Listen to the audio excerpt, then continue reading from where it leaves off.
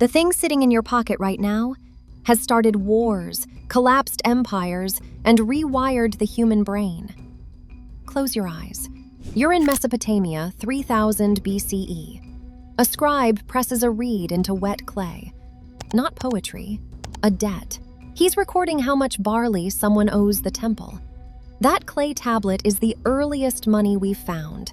Not gold, not coins, a promise scratched into mud. And here's the part that should unsettle you most. We haven't left that system, we just made it invisible. How did a tool invented for barley rations end up shaping every decision you make? And why did the one thing humans built to create freedom become the very thing most likely to take it away? The answer changes more than you'd expect. Most people assume money is ancient, primal, maybe even natural, something humans were always doing. That sounds reasonable. It's wrong. Money is younger than wheat farming. The first standardized coins appeared around 600 BCE in Lydia, modern-day Turkey. Before that, thousands of years of human civilization passed without anything we'd call currency. This isn't a video about budgeting or investing. It's about the most powerful social technology ever built, and the very strange story of how it got inside your head. Money didn't grow out of barter. Anthropologist David Graeber spent years documenting in Debt, the first 5,000 years, that credit and obligation came first. The barter economy is a myth economists invented to explain something they couldn't find evidence for. This matters more than it sounds. It rewrites the origin of finance. Picture a temple administrator in Ur, roughly 3400 BCE. He doesn't carry coins, he carries authority. Workers receive rations of grain and beer. The amounts are inscribed on clay. The clay is the money. This system, which historians call commodity money, lasted millennia across Mesopotamia. Silver appeared as a unit of account by around 2500 BCE, not to spend in markets, but to settle debts with the palace. A weight of silver called the shekel, roughly 8 grams, was used to price everything from wool to labor to fines for violent crimes, as recorded in the Code of Ur-Nammu, one of the oldest legal documents on Earth, dated around 2100 BCE. The same document records the daily wage of a laborer alongside fines for assault. Money and law arrived together. Coins came much later. The Lydian electrum coin, minted around 600 BCE near modern Sardis in Turkey, is among the earliest standardized coinage. It didn't immediately spread. China developed bronze coinage independently. India had punch-marked silver coins by the same period. Greece adopted coinage rapidly, but not for commerce.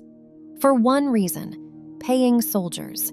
A coin is portable, universal, and anonymous. A clay record is none of those things. The coin didn't invent money, it industrialized it.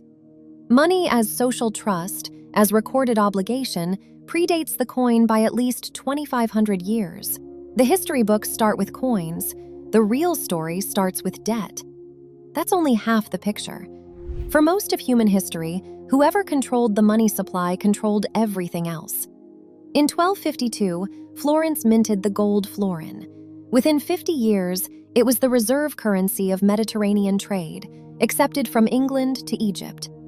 Florentine banking families, the Medicis among them, built political empires not through armies, but through credit. They funded popes, kings, and wars. A family that started as wool merchants became the financiers of Europe within 2 generations. Money moved faster than any army could march. When Edward III of England defaulted on his Florentine loans in 1345, the Bardi and Peruzzi banking families collapsed. It sent shockwaves through European finance that some historians argue accelerated the economic damage of the Black Death. We assume the state creates money. For much of history, it was the other way around. Private banks created credit, governments borrowed it. When the Bank of England was founded in 1694, it didn't hold gold and lend it out. It created money it didn't have simply by issuing loans. The economist Joseph Schumpeter called this monetary creation Ex nihilo, money from nothing. In 1913, gold-backed currency still constrained how much money a government could print. Today, the U.S. Federal Reserve creates dollars through a ledger entry. No clay tablet, just a number on a screen, no physical anchor, which raises the uncomfortable question: if money is just a belief, what happens when people stop believing? In 1971, I have directed the Secretary of the Treasury to take the action necessary to defend the dollar against the speculators. Richard Nixon went on television and told the world that the U.S. dollar would no longer be convertible to gold. The Bretton Woods system, which had anchored global currencies to the dollar and the dollar to gold since 1944, was over. In roughly 4 minutes of airtime, Nixon ended 3,000 years of the idea that money had to be tied to something physical. What followed was not collapse. The dollar remained dominant, but the psychology of money had shifted. Kathleen Vohs, a researcher at the University of Minnesota, ran a series of experiments published in Science in 2006. When participants were primed with the concept of money, even just by seeing a screensaver displaying currency symbols, they became more self-reliant, less helpful to others, and more socially distant. Money didn't just buy things, it changed how people related to each other. The effect appeared even with symbolic stand-ins for currency. The image alone was enough.